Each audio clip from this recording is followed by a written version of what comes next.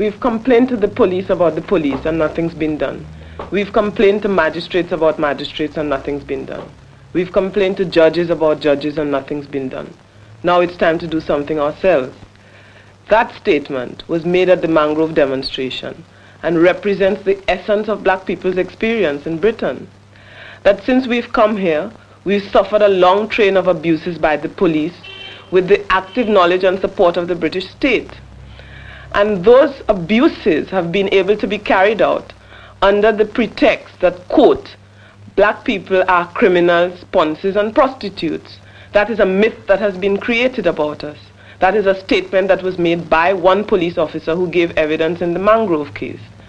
Now, the demonstration that black people made against the harassment of the Mangrove Restaurant, the subsequent resistance in the courts, is an active explosion of that myth.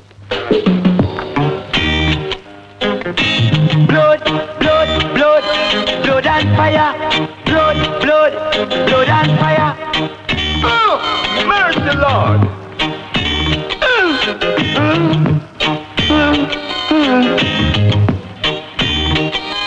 There is no more water to out the fire.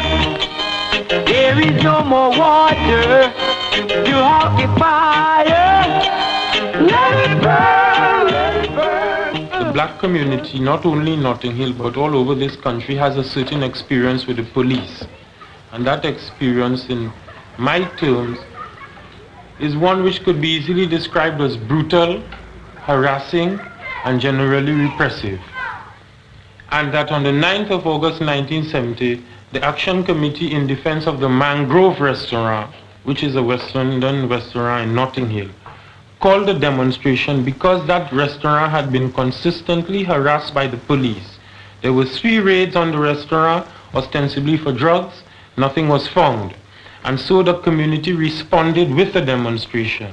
It has been for some time now that black people have been caught up in complaining to police about police, complaining to magistrates about magistrates, complaining to judges about judges, complaining to politicians about politicians. We have become the own shapers of our destiny as from today. The precedents have been set. Young kids have committed the greatest revolutionary action that has been known in this country for some time. They walked into a police station and took it over, but the objective must be clear. The objective was to free their brothers. What our objective is today, what is going to continue to be, is a concerted, determined attempt to prevent any infringement on our rights. What they seek to do is not to close down a restaurant, but to close down what they see is an area where black people can collectively put up some kind of resistance to day-to-day harassment by the police. And I believe the Mangrove is not just negative in serving as a place where people can put up that kind of resistance, but I believe it serves a positive purpose in that people come there and sit and talk and exchange views in the community, which this community has lacked for a long time. Black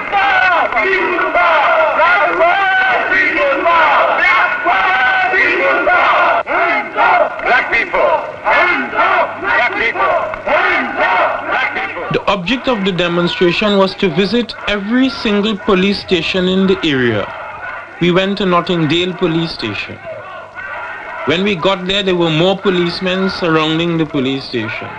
We went to Notting Hill police station, by which time it had accumulated in the minds of the policemen who were on that demonstration that we had taken that issue too far. They believed, what are these cheeky West Indian niggers doing on the street challenging our authority with such confidence? They sought to break the demonstration up on Portnall Road. You had Commander Gerard, you had Commander Maggs on the spot, you had numbers of inspectors, numbers of chief superintendents, and a whole host of constables lined in military formation. That is what we were presented with.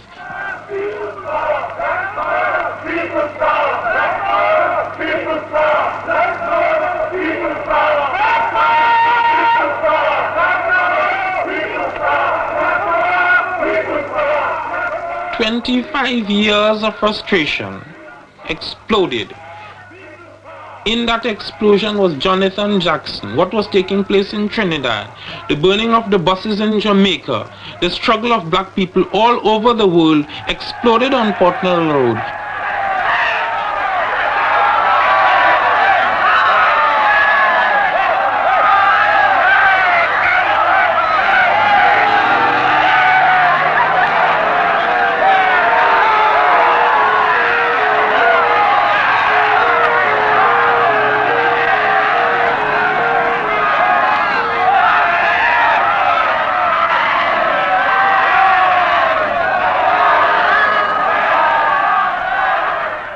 I believe that why that attack was launched and why subsequent to that attack by the police being launched, this thing was blown out of all proportion, was that the government had certain things in mind for black people in relation to the population as a whole. They wanted to justify the immigration bill. They wanted to justify saying that black people had to register with the police, that black people had to ask permission to have certain jobs and to move from place to place. They wanted to justify these kinds of measures. Where have you heard anywhere of a demonstration in a community of about 150 people hitting the Manchester Guardian, the Yorkshire Post? That thing is projected to the population for a particular reason. In fact, there was evidence in the trial that the CID, Special Branch, and police photographers were on the march right from the beginning. Photographs taken before and during the demonstration were used by the police for making arrests 9 weeks later. Rothwell Kentish, riot, affray, offensive weapon. Rhodan Gordon, riot, affray. Radford Darcus Howe, riot, affray. Godfrey Millett, riot, affray. Frank Crichlow, riot, affray, offensive weapon. Barbara Beese, riot, affray, actual bodily harm of policeman, offensive weapon. Anthony Carlisle Innis, riot, affray, grievous bodily harm of policeman, actual bodily harm of policeman, offensive weapon. Glasgow Boyce, riot, affray, grievous bodily harm of policeman, actual bodily harm of policeman, offensive weapon. Althea Lecointe, riot, affray, 3 separate charges of actual bodily harm of policeman, offensive weapon.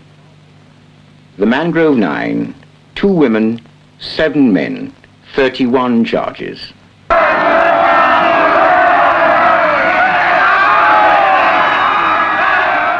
There had been demonstrations in Britain before that provoked much more fierce fighting than that one.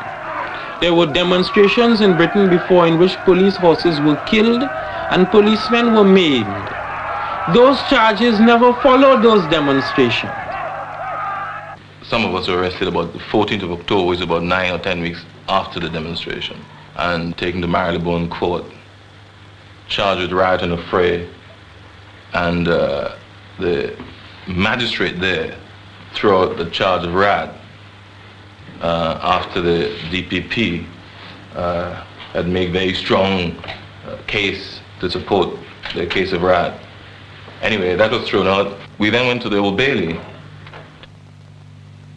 They lined us up in the dock, prisoner style, and the charge of riot was reintroduced.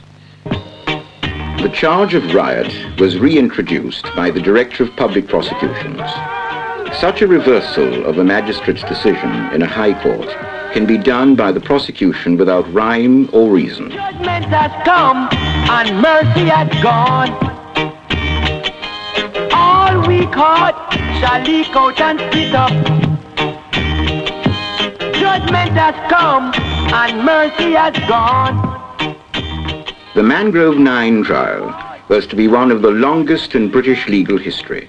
It lasted 10 weeks, during which the black community showed its constant solidarity. The 9 defendants took an unprecedented step. 7 were represented by legal counsel, and it was decided among them that 2 would defend themselves. This gave the 9 vital freedom of political maneuver in the court. With their hard-earned experience of the 10 weeks of the trial, the Mangrove Nine analyzed the meaning of the ordeal they had just passed through. See, in this particular case, the judge came with his orders from his masters, which is, this case is about a real situation involving people who are prepared to come to say what that situation is. His responsibility is to camouflage the whole situation, because his masters know what the situation is. The black population, on the other hand, no one wants to represent, and he is supposed now to take charge of this situation so that all these things wouldn't get through. And every single lawyer but 2 of them know what they have to do in order to assist them to do that. They want to defend you, yes, but in defending you, they will also have to assist the judge. Is an agreement that they have. They want to defend you as an individual, Yeah. which is assisting the judge to camouflage the entire situation of police brutality in this country. It seems clearly to have been an attempt by the state to prevent the growth of organized resistance within the black community, which had an independent leadership. And that seems to me to have been the real point of the case. And it follows a whole series of other attempts whenever black people have attempted to organize independently, to smash that organization before it got really solid, firm roots within the community.